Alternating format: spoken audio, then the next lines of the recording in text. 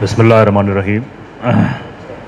I think Harsh have already concluded the program, but कुछ जो discussions हर्ष ने किए उसमें दो चीज़ें थीं। प्रोफेसर साहब और वकील साहब ने जहाँ से शुरू किया कि कॉन्स्टिट्यूशन आपको डिसेंट का राइट आर्टिकल 19 में दे रहा है, और हमारे चीफ जस्टिस साहब भी कई स्पीचेस में कह चुके हैं कि डिसेंट जो है वो इंडियन डेमोक्रेसी का स्पिरिट है। और इस डिसेंट को जब हम कोर्ट में देखते हैं तो ये बात हमको नदारद नज़र आती है। पीछे उमर खालिद की तस्वीर बनी हुई है। उमर खालिद का केस जब जस्टिस मृदुल की अदालत में गया तो वही जस्टिस साहब जिन्होंने 1 साल पहले इस केस में 3 लोगों को यूएपीए के मैटर पे बेल दिया, जिसमें नताशा नरवाल, आसिफ इकबाल तन्हा और तीसरी साथी हमारी थी। तीनों लोगों की बेल के बाद में उन्होंने, जो उनकी बेंच थी जस्टिस बंबानी के साथ में, उन्होंने इस पूरे केस पे सवाल उठाए, पूरी इन्वेस्टिगेशन पे सवाल उठाए, और यहाँ तक कि यूएपीए के होने पर भी उन्होंने सवाल उठाए।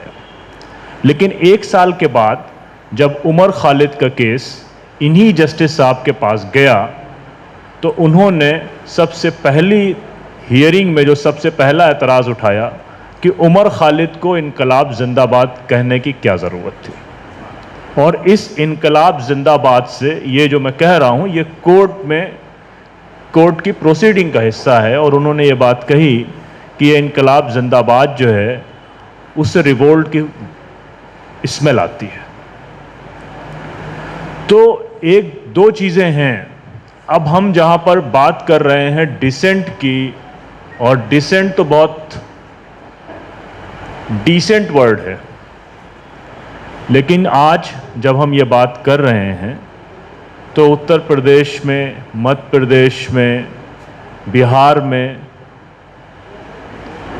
25 से ज़्यादा लोग ऐसे हैं जिनको सिर्फ मुहर्रम के जुलूस में फ़िलिस्तीन का झंडा लहराने पर जेल में बंद कर दिया गया, या कश्मीर में उनके ऊपर यूएपीए लगा दिया गया। तो डिसेंट की जब हम बात करते हैं तो डिसेंट का जो डिग्रेडेशन है वो हमको ये सिस्टम रोज़ बताता है। हम सब ने बहुत ढेर सारी बातें करी, लेकिन इस डिसेंट के नज़दीक जो डिसेंटर्स को जो इनाम मिला है वो इस देश ने पिछले 2 सालों में या 3 सालों में सबसे बड़ा इनाम जो दिया है वो बुलडोज़र का इनाम दिया।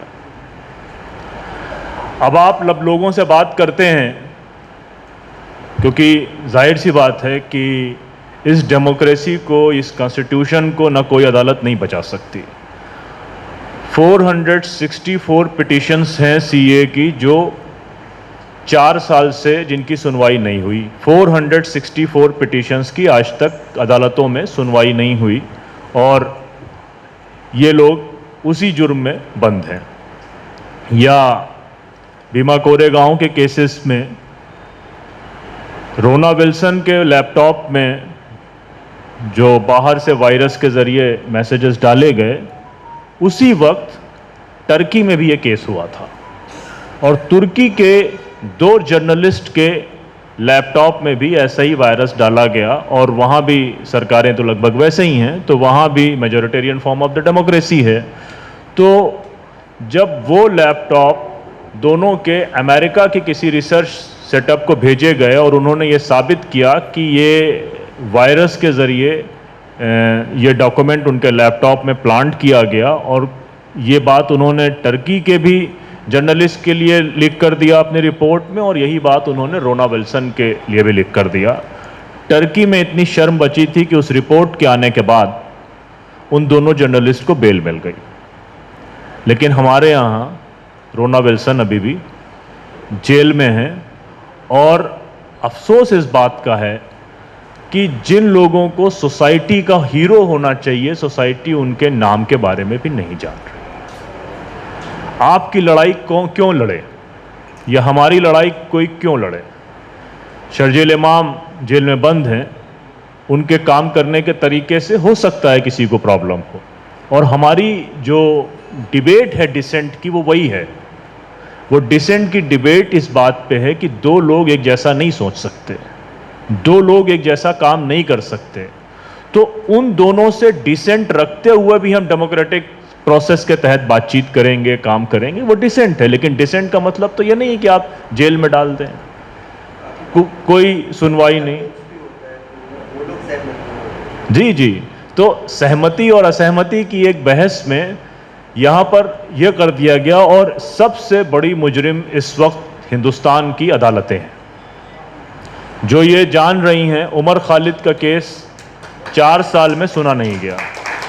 मैं इस बात को इसलिए वसूख के साथ कहता हूं कि ये दिल्ली रॉयट के जितने भी केस हैं, चाहे आसिफ इकबाल तन्हा हों, चाहे सफूरा जरगर हों, चाहे खालिद सैफ़ी हों, चाहे वो उमर खालिद हों, चाहे ताहिर हों, चाहे वो अतहर हों, इन सब के केसेस मैं देख रहा हूं, एक दो लोगों के अलावा। गुलफिशा का मैं नहीं देख रहा और एक केस और नहीं देख रहा। तो मैं सबके केसेस देख रहा हूं। मैं हर 8 तारीख को भी अदालत लगेगी, सारे लोग आएंगे, फिर नई डेट दे दी जाएगी। और मज़ेदार बात यह है कि जब दिल्ली में इन लोगों के ऊपर केसेस बुक किए गए, तो जब केसेस बुक किए गए तो साथ में दूसरे केसेस भी लगाए गए। जैसे उमर खालिद के ऊपर एक केस लगाया गया कि इन्होंने दिल्ली दंगे में, वो एफआईआर का नाम है 101, उस एफआईआर में उनके ऊपर ये केस लगाया गया कि इन्होंने दिल्ली पुलिस के ऊपर हमला किया। वो जो सेक्शन है वो ये कहता है कि आपने आमने सामने आकर दिल्ली पुलिस पर हमला किया, और उमर खालिद उस दिन दिल्ली में ही नहीं थे। अब उस पर बेल मिल गई क्योंकि वो नॉर्मल केस था। लेकिन ये यूएपीए, एनएसए, पीएसए, ये सिर्फ इसलिए बनाया गया है कि इसको एक पॉलिटिकल टूल की तरह इस्तेमाल किया जाए। अब जैसे उमर खालिद की बेल में पहली हियरिंग में वो उनको हथकड़ी लगाकर लेके आए, फिर हम लोगों ने अपोज किया, तो कुछ दिनों के बाद फिर हथकड़ी लेकर आए, तो हम लोग बाज़ाब्ता कोर्ट गए। लेकिन अब जो ये नए कानून आए हैं, उन्होंने पुलिस को ये एम्पावर किया है कि वो हथकड़ी लगाने का, हैंडकफ का जो राइट है वो पुलिस के पास आ गया है। तो पुलिस के पास हथकड़ी लगाने का जो पहला पावर था, तो वो ये पुलिस को ताकत देता है कि उसने एक्यूज को ये एक्सेप्ट कर लिया है कि फाइनल जजमेंट आ गया है। अब जैसे हम लोग मॉब लिंचिंग के केसेस करते हैं, तो मॉब लिंचिंग के केसेस में मैक्सिमम केसेस में एफआईआर पे ही धोखाधड़ी करी जाती है।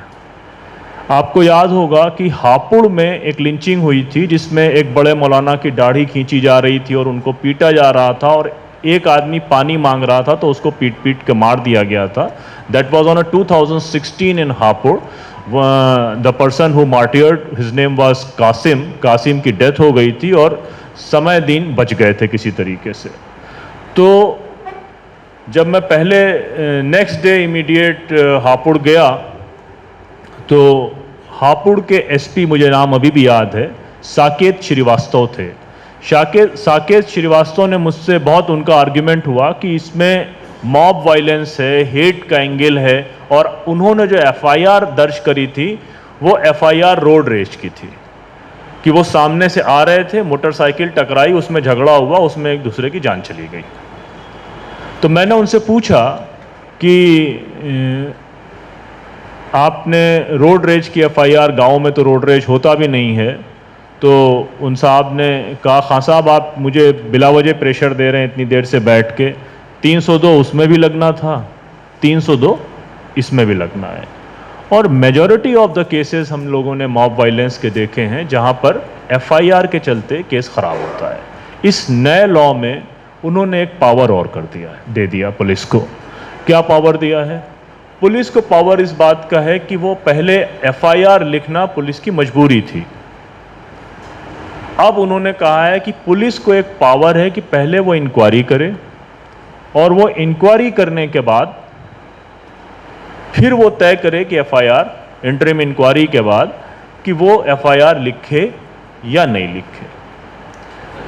पहले ये था कि एक आदमी पकड़ा गया है, उसको 15 दिन पुलिस के पास रखा जाएगा, और पुलिस के पास रखने के बाद फिर वो जुडिशियल कस्टडी चला जाएगा, तो 15 दिन उसके लिए लोग दुआ करते थे कि किसी तरीके से वो टफ डेज जो है वो निकाल ले। अब क्या हुआ है?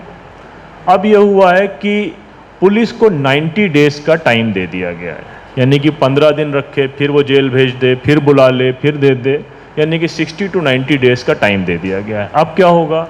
कोई आदमी पकड़ा गया, मैंने उसको बाहर निकालने के लिए वकील साहब ने बेल लगाई, तो पुलिस फिर उसकी पुलिस इंक्वायरी ले लेगी, पुलिस कस्टडी ले लेगी कि अभी इन्वेस्टिगेशन कंप्लीट नहीं हुआ था और हम इसको दोबारा से पूछताछ करेंगे।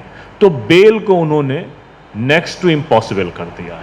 और 90 डेज अगर पुलिस थाने में कोई गुजार सकता है तो उसकी कोई बहुत मतलब जो थर्ड लेवल का हमारे यहाँ पुलिस का हिसाब किताब है, ये जो नए रिफॉर्म्स हैं उन्होंने, अब जैसे ये मीटिंग है, वो किसी भी चीज़, पहले क्या होता था कि टेरर जो है वो बहुत सेंसिटिव केस समझा जाता था कि टेरर का केस है, नेशनल इन्वेस्टिगेशन एजेंसी इसकी जांच करेगी या एंटी टेररिस्ट स्क्वाड इसकी जांच करेंगे। लेकिन अब उन्होंने क्या किया है? अब उन्होंने ये किया है कि टेरर का केस आपका लोकल थाना भी कर सकता है, और टेरर की जो इंटरप्रिटेशन है उसको इतना वेग कर दिया है कि किसी भी छोटी मीटिंग को वो कॉन्स्पिरेसी मीटिंग बता के और उसमें टेरर का एंगल डाल देंगे। अब जो असल प्रॉब्लम है डेमोक्रेसी के डिसेंट की, वो ये है कि जिस स्टेट में हम लोग बैठे हैं, हम लोगों ने, सारी सिविल सोसाइटी ने जितनी उनकी ताकत थी उन्होंने कोशिश करी, अलग अलग काम किए, कई सारे संगठनों ने काम किए, मैं खुद भी कई सारे संगठनों का हिस्सा रहा इस पूरे इलेक्शन के ड्राइव में। अब नए लॉस पास हो गए हैं। एक क्लेम ये है पॉलिटिकल पार्टीज़ का कि 145 पार्लियामेंट्रियन उस टाइम पे पार्लियामेंट में मौजूद नहीं थे और वो अपोजिशन के थे। लेकिन कोई भी स्टेट, चाहे वो बंगाल हो, चाहे वो तेलंगाना हो, चाहे वो कर्नाटका हो, इस बात पे बात नहीं कर रहा कि जब तक हम इस केस के ख़िलाफ़ सुप्रीम कोर्ट जाएंगे, इन तीनों लॉस के ख़िलाफ़, हम इस पे जब तक जो है वह अमेंडमेंट नहीं होते तब तक हम इसकी बात नहीं करेंगे। एक्सेप्शन सिर्फ तमिलनाडु है। तमिलनाडु की सरकार ने एक कमेटी बनाई है और वो सुप्रीम कोर्ट गए हैं इस बात के खिलाफ कि ये लागू नहीं होने चाहिए। कहने का मतलब ये है कि जो भी पॉलिटिकल क्लास हम पे रूल कर रहा है उसका डेमोक्रेसी से कोई ख़ास दिलचस्पी नहीं है, क्योंकि डेमोक्रेटिक स्पेस जब श्रिंक होता है तो दोबारा आके कोई उसको वाइड नहीं करता है। कोई भी सरकार आए, अब दिल्ली में प्रदर्शन पे बैन लगा दिया गया, जंतर मंतर पे कुछ नहीं होगा। पॉलिटिकल पार्टी को मालूम है कि आज वो जाएंगे, कल हम आएंगे, तो हमारे लिए भी ये लोग विरोध करते हैं तो हम भी विरोध करें। तो इस पूरे प्रोसेस में जो सबसे ख़राब रोल था वो जुडिशरी का था और दूसरे नंबर पर पॉलिटिकल पार्टीज़ का रोल था। पॉलिटिकल पार्टीज सिर्फ इलेक्शन लड़ने की मशीन बन गई हैं। ठीक है, अच्छा हम इतना ज़्यादा डेस्परेट हो गए हैं कि हमको लगता है कि यार चलो कोई बात, जैसे मुसलमानों पे लगातार हमले बढ़े। 4 जून के बाद सिर्फ बंगाल में मॉब लिंचिंग के 14 केसेस हुए, कम्युनल वायलेंस के केसेस हुए, आपके पड़ोस मेडक में हुआ, उनके पार्लियामेंट्रियन वकील थे, नेक्स्ट डे वो सबको छुड़ा के लेके आ गए, बाकी देर से छूटते रहे, कहीं शोरूम लूटा गया, कहीं कुछ हुआ। तकरीबन 40 के आसपास मॉब लिंचिंग के इंसिडेंट हुए। उन इंसिडेंट्स में किसी भी पॉलिटिकल पार्टी ने कोई स्टेटमेंट नहीं दिया, इधर की हो या उधर की हो। वो इसलिए मैं ये बात कह रहा हूँ क्योंकि हम जो लोग यहाँ मौजूद हैं इतने बोर टॉपिक पे, जो सेंसिटिव नहीं है, जिसमें कोई सेंसेशन नहीं है, जिसमें कोई मुशायरा या शेर नहीं है, तो इसका मतलब वो इन चीज़ों पे दिलचस्पी रखते हैं। हिमाचल प्रदेश में एक आदमी था जो यूपी के शामली का रहने वाला था। उसने कुर्बानी की फ़ोटो अपने व्हाट्सएप स्टेटस में लगा दी। उसकी दुकान लूट ली गई हिमाचल प्रदेश में। लेकिन सिर्फ उसकी दुकान नहीं लूटी गई, 18 दुकानें और लूटी गई। 11 लोग हिमाचल प्रदेश से, 11 फैमिलीज हिमाचल छोड़ के वापस अपने इलाकों में यूपी वापस आई। अब हिमाचल में कौन रूल कर रहा है? हिमाचल में तो कांग्रेस का रूल है। तो मसला यह है कि पार्टीज को भी हमने इतने कंफर्ट जोन में डाल दिया है कि जब हम ये कहते हैं कि हमको न्यायालय पे पूरा भरोसा है, तो न्यायालय को हमने पूरा एक राइट दे दिया है कि अब न्यायालय जो चाहे जो करे, और उसी न्यायालय का जज रिटायरमेंट के अगले दिन बीजेपी ज्वाइन कर ले और कह दे कि मैंने तो जाहिर कर दिया। बहुत ढेर सारे लोग तो ऐसे हैं जिनका पॉलिटिकल इंक्लाइनेशन है लेकिन वो जाहिर नहीं कर रहे, तो मैं जो सत्यवादी हरिश्चंद हूं उसको आप एक्सेप्ट कर लीजिए। 10 साल की बात करी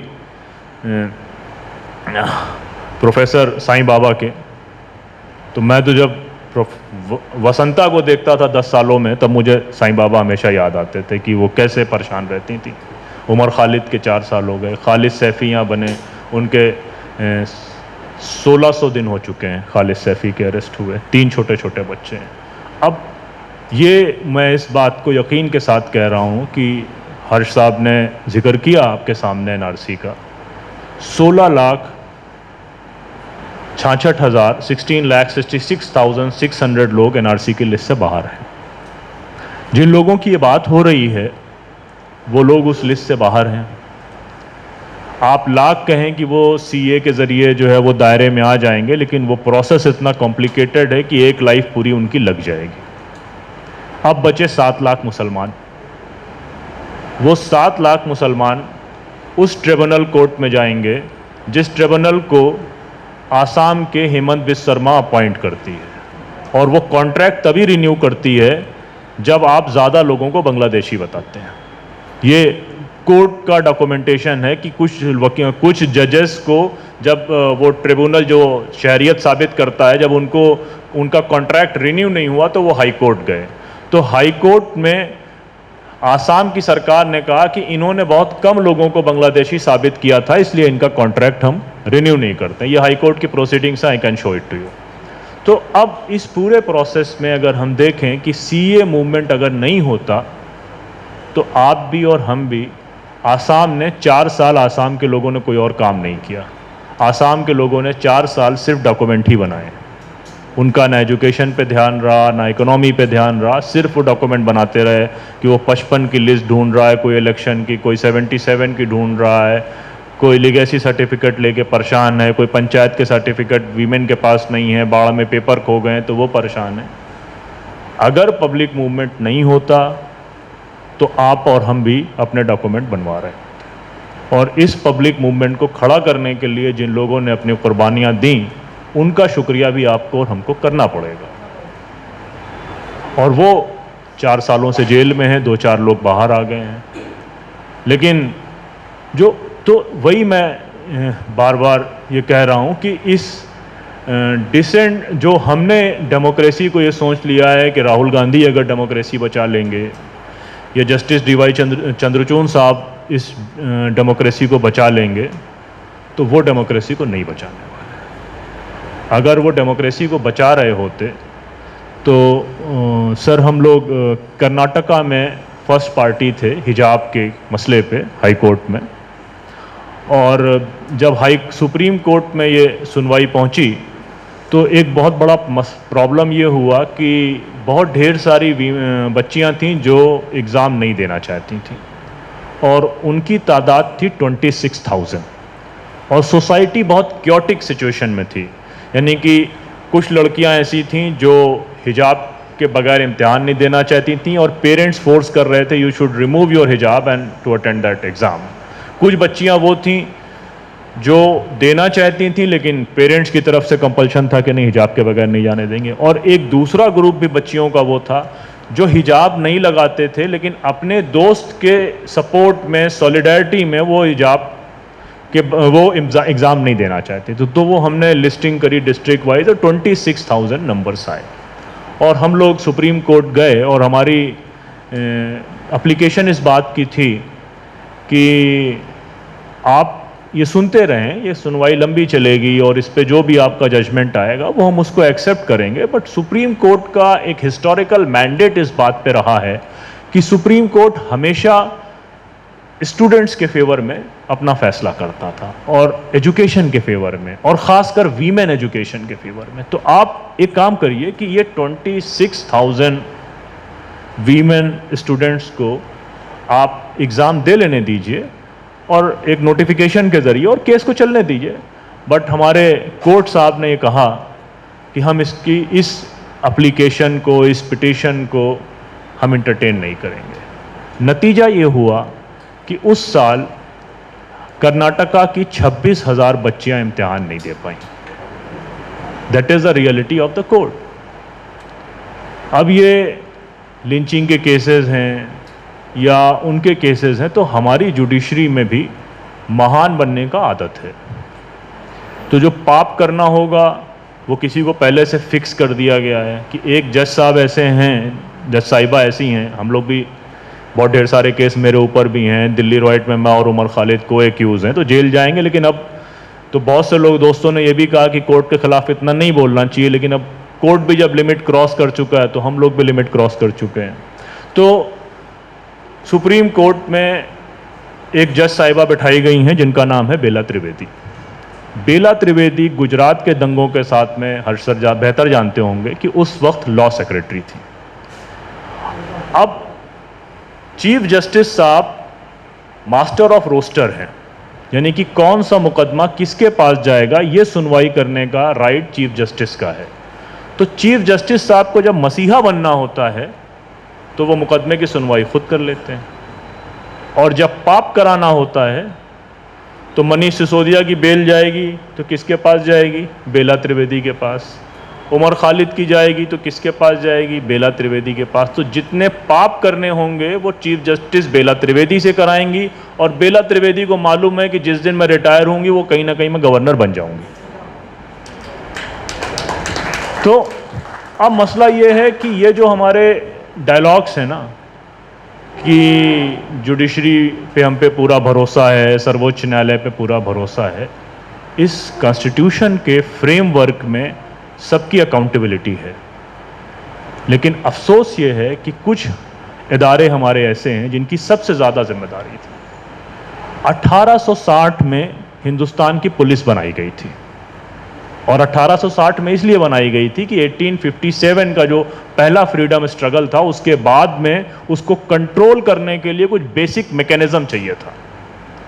तो 1860 में जब पुलिस बनाई गई, और आज 2024 तक दुनिया भर के आपको ड्राफ्ट मिल जाएंगे पुलिस रिफॉर्म के कि ये पुलिस रिफॉर्म होना चाहिए, वो पुलिस रिफॉर्म होना चाहिए, लेकिन आज तक कोई पुलिस रिफॉर्म नहीं हुआ है। सिर्फ हमारे 3 मुल्क ऐसे हैं, इवन जो कॉमनवेल्थ कंट्रीज़ हैं जहाँ पर इंग्लैंड का शासन रहा, उनमें भी 3 मुल्क ऐसे हैं, हिंदुस्तान, पाकिस्तान, बांग्लादेश, जहाँ पर 5 फुट का डंडा पुलिस वाले को परमिटेड है। पूरी दुनिया में कहीं भी पुलिस वाले के पास जो केन है वो 1.5 फुट से ज़्यादा नहीं है। तो जब ये पुलिस बनाई गई थी तो ये कहा गया था कि that is a concrete wall for the safety of British empire. तो वो ब्रिटिश एम्पायर की सेफ्टी कर रहा था, आज आप जो स्टेट जो दूसरा एलीट है उसकी सेफ्टी कर रहा है। लेकिन लोगों के लिए पुलिस नहीं है। वो पुलिस भले लगा ले, सदैव सेवा में तत्पर लिख ले, कुछ भी कर ले, लेकिन वो पुलिस नहीं है। हम सबको मालूम है कि किस तरीके से चार्जशीटें लिखी जाती हैं, किस तरीके से। अब क्योस क्या होगा? एक पुलिस वाला है जो 1860 से एक ट्रेनिंग लेके आया हुआ है। 1860 से वो ट्रेनिंग लेने के बाद वही काम कर रहा था, अचानक उसके लिए पूरा सेटअप बदल गया। तो वकील साहब तो रोज़ पढ़ते हैं, किताब लेकर आए हैं, तो जब नए कानून आए हैं तो उनको वकील पढ़ लेंगे, जज पढ़ते लिखते हैं वो पढ़ लेंगे, लेकिन पुलिस वाला तो नहीं पढ़ेगा। इस हैदराबाद शहर में ही एक बच्चे को टेरर के केस में उठाया गया। उसकी चार्जशीट में लिखा था कि इसने गुडनेस ऑफ पाकिस्तान का एक प्रोग्राम ऑर्गेनाइज किया, पाकिस्तान की प्रशंसा का, वर्ड उसमें गुडनेस था। तो हम लोगों ने उसका रियलिटी चेक किया, क्रॉस चेक किया, तो पता चला कि रबीउल अव्वल के महीने में उसने सीरत पाक का प्रोग्राम कराया था। तो पाक से पाकिस्तान हो गया, सीरत से गुडनेस हो गया। अब वो बेचारा यूएपीए में जेल चला गया। तो इस पूरे इन्वायरमेंट में जहाँ पर हम खड़े हैं वहाँ पर हमको ये पता है कि हम फियर में रह रहे हैं। आप लाख ये बात कहें कि आप जो है एक आज़ाद मुल्क में हैं, लेकिन इस आज़ाद मुल्क पे यहाँ की पुलिस, यहाँ का सिस्टम, उसका तसल्लुत है। जो हाल हम और आप डिस्कस कर रहे हैं, हमारे सब के पास में शहरों के केस हैं, यानी कि शहरों में जो वायलेशंस हो रहे हैं ह्यूमन राइट्स के, वो हमको मालूम है। हमको ये नहीं मालूम है कि ट्राइबल एरियाज़ में किस तरह के वायलेशन हो रहे हैं, क्योंकि उनके पास तो कोई मैकेनिज़्म भी नहीं है, कोई पत्रकार भी नहीं पहुंचता। मैं अभी इस हॉल में घुसने से पहले एक जर्नलिस्ट से बात कर रहा था, तो मैंने कहा प्रॉब्लम ये है कि जो मॉब लिंचिंग के केसेस या हेट क्राइम के केसेस मेट्रोपॉलिटन टाउनशिप के आसपास होते हैं, मीडिया की नज़र उन पे होती है, लेकिन जो केसेस रूरल एरियाज़ में हैं उनके बारे में कोई बात नहीं करना चाह रहा। 6 डिटेंशन सेंटर्स अभी भी आसाम में चल रहे हैं जहाँ पे लोग हैं। कोकराझार का जो डिटेंशन सेंटर है वहाँ सिर्फ वीमेन है, वो बाकी वो ये बात आ चुकी है कि जो जेल में है तो प्रिजनर्स के भी कुछ राइट हैं, प्रिजनर्स के भी अपने राइट हैं, जेल में जो बंद हैं उनके भी अधिकार हैं, लेकिन जो डिटेंशन सेंटर में जेल के अंदर हैं उनके अपने कोई अधिकार नहीं। तो अब उनकी बात कौन करेगा? क्योंकि पॉलिटिकल पार्टी, मतलब it's look like that when we are reporting and documenting the whole incidents after which took after place in 4 June, it's look like that Muslims को पनिश किया जा रहा है कि उन्होंने भाजपा के खिलाफ वोट क्यों डाला, बट जिन्होंने वोट लिया उन्होंने एक लफ्ज़ भी नहीं बोला। हिमाचल में मैंने आपको बताया, छत्तीसगढ़ में लिंचिंग हो गई सहारनपुर के लोगों की, बंगाल में लिंचिंग हुई, छत्तीसगढ़ झारखंड में लगातार चल रही है, 2 दिन पहले भी एक लिंचिंग के केस हुआ है। तो कोई पॉलिटिकल पार्टी उस पर बात करने को तैयार नहीं।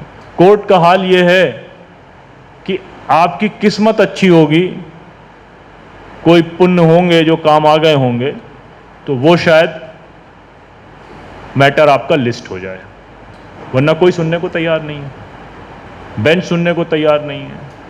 आसाम की सरकार ने पहला काम जो पिछली बार किया था वो एनआरसी का किया था, जिसमें उन्होंने 16 लाख लोगों को सिटीजनशिप से बाहर किया। अब जो नया उनका फ्रेमवर्क है जिसमें वो ये कहते हैं कि 2,20,000 घर आसाम में रिवर 4 में बनाए गए, ब्रह्मपुत्रा 4 में बनाए गए हैं। अब ये घर जो हैं ये सरकार की ज़मीन पे हैं और इनको गिराना है। हर रोज़ 20-25 मकानों पर बुलडोज़र गिर रहा है। मध्य प्रदेश में कोई भी मामला मध्य प्रदेश उत्तर प्रदेश में होता है तो सिर्फ एक्यूजेशन है ना, मतलब आपने इल्ज़ाम लगाया उसके ऊपर, तो इल्ज़ाम को तो कोर्ट ने और नए कानूनों ने साबित कर दिया कि पहले ये कहा जाता था ना कि you are innocent until proven guilty, अभी you are guilty until proven innocent. और बर्डन ऑफ प्रूफ किसका है? एक उस गरीब आदमी का जो ठेला लगाता है, जो सब्जी बेचता है, जो छोटा मोटा काम करके घर वालों को अपने पाल रहा है, जो उसकी सुबह से शाम तक की कुल कमाई है, कोई सेविंग नहीं है, उसके ऊपर बर्डन है कि वो साबित करे। और उसके लिए कारवाने मोहब्बत कोशिश करता है कि यार जब ये कोई काम नहीं है तो हम इनके काम कर लें। एपीसीआर कोशिश कर रहा है, तो वो जो डंडा चलाया जा रहा है सिविल सोसाइटी पर, वो इसलिए चलाया जा रहा है और उसका प्राइस हम सब पे कर रहे हैं। मैं रहने वाला उत्तर प्रदेश का हूँ, ये नेम प्लेट वाला मुकदमे में मैं पार्टी था, मुझे जाना यूपी में जा नहीं पा रहा हूँ, मैं जाऊँगा जिस दिन उस दिन कोई केस बुक कर देंगे वो, तो हम लोग उसका पे। सिविल सोसाइटी को सबसे ज़्यादा एनजीओज़ को क्यों बदनाम किया गया? क्योंकि ये एक उनकी तरफ अगर एक कंक्रीट वॉल है, मैं कह रहा हूँ एक कोई एनजीओ है वो बहुत करप्ट है, बहुत ख़राब है, लेकिन उसने क्या काम किया कि जाने के बाद विक्टिम से मिला और अपना नाम ऊंचा करने के लिए, ख़राब है इसलिए, अपना नाम ऊंचा करने के लिए उसने एक छोटी सी रिपोर्ट बनाकर अपने लेटर हेड में और मीडिया को भेज दी और वो केस चर्चा में आ गया। तो वो जो किसी आइसोलेटेड प्लेस में थाना इंचार्ज था वो ट्रबल में आया या उसकी कुर्सी शेक करी, तो जब उसकी कुर्सी शेक करी या वो ट्रबल में आया तो वो सबसे ज़्यादा गालियां किसको देगा? उस थर्ड पार्टी को देगा ना। तो ये तसव्वुर मुल्क में ख़त्म करने की कोशिश करी जा रही है कि कोई किसी के लिए खड़ा हो। कोर्ट में अब सबसे बड़ा प्रॉब्लम क्या है कि आप कहेंगे कि किसी एक इलाके में किसी एक आदमी का, सपोज करिए कि एक अभी ताज़ा वाक़या हुआ जिसमें कहा गया कि एक यात्रा जा रही थी, ऊपर से किसी ने थूक दिया, बुलडोज़र पहुंचे, उनका घर तोड़ दिया। अब जाहिर सी बात है कि जिनका घर टूटा है उनका जब हाल पता करेंगे आप तो वो कुछ नहीं कर सकने वाले हैं। यानी कि एक खंडवा का मैं केस बताऊं जिसमें दंगा हुआ तो सड़क में जो लेबरर्स काम करते हैं सब्जी वब्जी बेचने का, वो एक मस्जिद के टीन शेड में आ गए। एफआईआर दर्ज करी गई कि एक पत्थर आया और ऐसे जो स्टेशन ऑफिसर पुलिस का था उसके सर पे लगा, अगर वो हेलमेट नहीं पहने होता तो उसकी डेथ हो जाती। अटेम्प्ट टू लाइफ का केस हो गया। जो नीचे जज साहब बैठे थे उन्होंने 50 लोगों के खिलाफ एफआईआर थी, 40 लोगों के खिलाफ 11 साल की सज़ा सुना दी। अब उसमें 1 बाय 1 हमारे पास डिटेल है। 32 लोग वो थे जो डेली वेज लेबरर्स थे या सब्जी फ्रूट का ठेला लगाते थे। अब आप उनसे क्या उम्मीद करेंगे? तो किसी को तो उनके पास जाना पड़ेगा। आप जाएं, हम जाएं, कोई जाए, और सरकार ये चाहती है कि कोई उनके पास नहीं जाए, क्योंकि उन्होंने जिसके ऊपर ये स्टैंप लगा दिया क्रिमिनल है या एंटी नेशनल है, वो इस स्टैंप पे कोई दोबारा छेड़खानी नहीं करे। ये असल चैलेंजेस हैं। और हम लोग जो बार बार घूम रहे हैं, जिस टॉपिक पे आज ये प्रोग्राम हुआ, 3 दिन पहले हम लोगों ने प्रेस क्लब में किया था, कुछ पार्लियामेंट्रियंस को बुलाया, कुछ जर्नलिस्ट को बुलाया, कुछ बात करने की कोशिश करी कि कम से कम ये आवाज़ें जिंदा रहें। ये बात तो हो, कम से कम कुछ लोग यहां तो लिखें कि भाई कांग्रेस की सरकार यहां पर है, रेवंत रेड्डी खुद लॉ मिनिस्टर है, लॉ डिपार्टमेंट उनके ही पास है, चीफ मिनिस्टर के पास। तो कम से कम चीफ मिनिस्टर तो कुछ हरकत करे, जो नए लॉज आए उनके खिलाफ कोई पिटीशन डाले, कोई उनको अमेंडमेंट की मांग करे, कोई कमेटी बनाए, कुछ तो करे। लेकिन नहीं है, क्योंकि पुलिस तो चाह रही है कि सब कुछ होता रहे। वहां हम लोग मिले कर्नाटका के लॉ मिनिस्टर से, उसने कहा कि नहीं हम लोग जाएंगे, देखेंगे, सोचेंगे, ये बोला है, हुआ कुछ नहीं है। 2 स्टेटमेंट एक साथ आए बेंगलोर के अखबारों में। एक था वहां के लॉ मिनिस्टर का स्टेटमेंट कि हम इसकी रिपील के लिए जाएंगे। दूसरा स्टेटमेंट पुलिस के कमिश्नर का था कि ये बहुत शानदार कानून है और इससे अच्छी कोई बात ही नहीं हो सकती। तो ये तो स्टेट का जो नेचर है वो तो चाहता ही चाहता है लोगों को क्रश करना। तो जो बात ये बार बार आ रही है कि अब अगर हम लोगों में बहुत खुशी है कि हमने बीजेपी को कंट्रोल कर लिया, और हम भी इस बात पे खुश हैं क्योंकि एक एनवायरनमेंट ऐसा बना दिया गया था कि it's look like that they are undefeatable. तो वो उनका कॉन्सेप्ट टूटा है कि वो 50 साल 100 साल लोकल थाना पुलिस वालों को भी यही लगता था कि अब तो यार यही लोग आ गए हैं तो भगवा गमछा ही असल डिग्री है। काले यूपी वगैरह में काले कोट को भगवा गमछे ने रिप्लेस कर दिया है। लेकिन इस इलेक्शन का रिजल्ट ये रहा कि अब थोड़ा सा लोगों पे, लेकिन अफसोस उस बात का है कि जिस बदलाव के लिए हम वोट कर रहे हैं उनमें हमको अब वो गलती नहीं करनी चाहिए जो हमने पहले करी।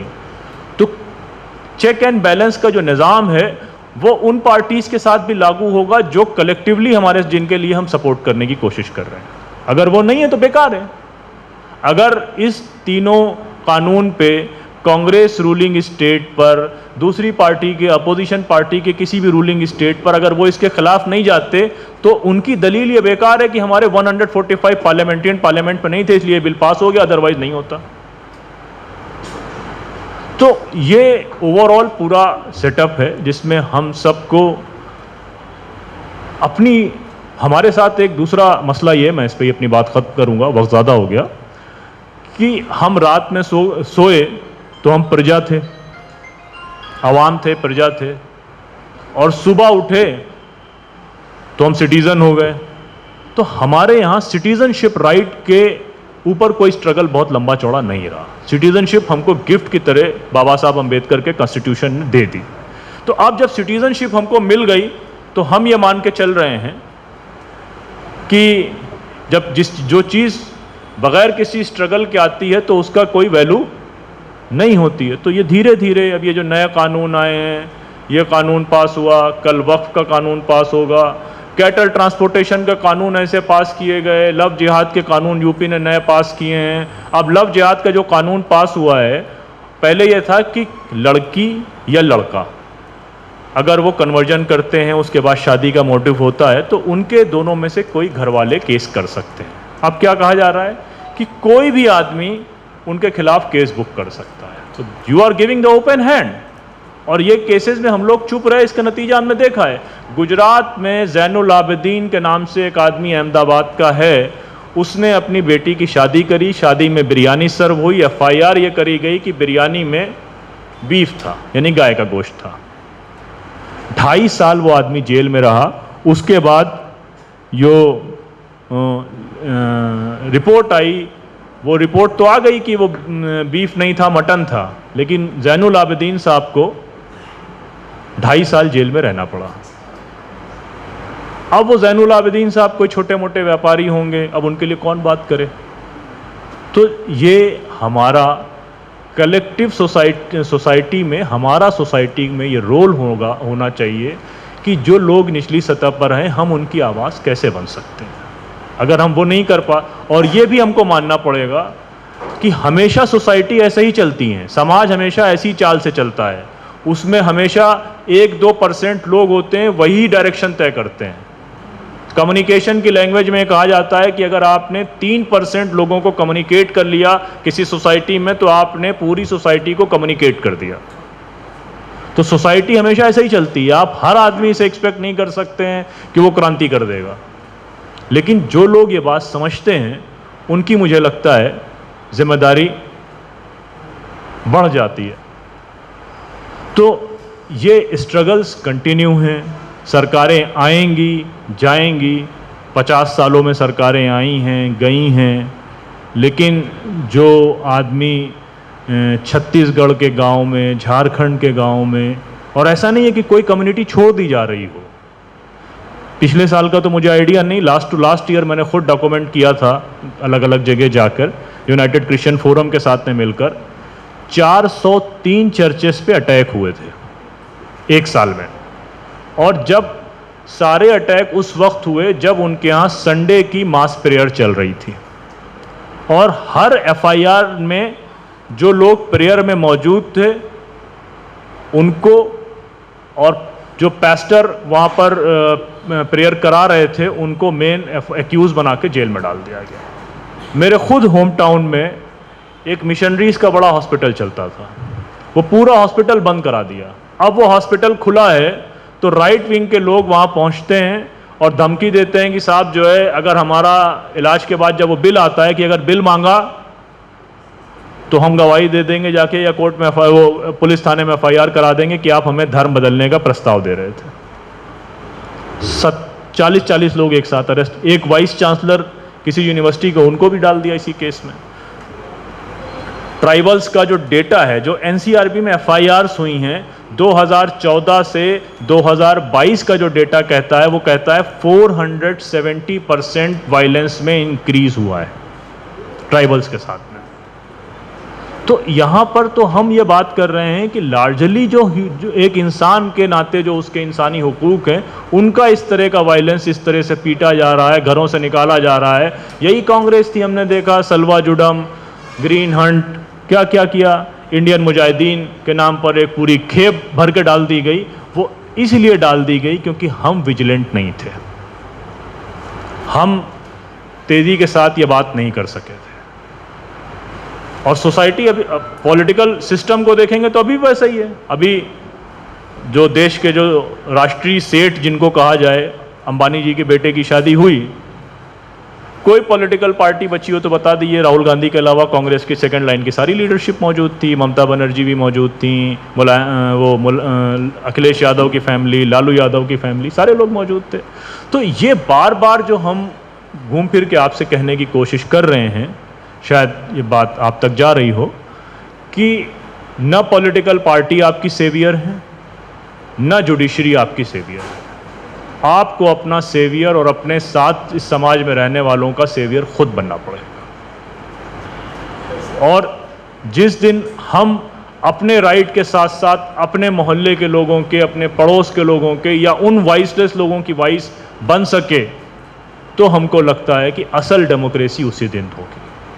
और जब तक ये डेमोक्रेसी इस्टेब्लिश नहीं होती, हमको इस टैग के साथ जीना पड़ेगा कि इस डेमोक्रेसी में, इस सोसाइटी में असल डिसेंटर हम ही हैं।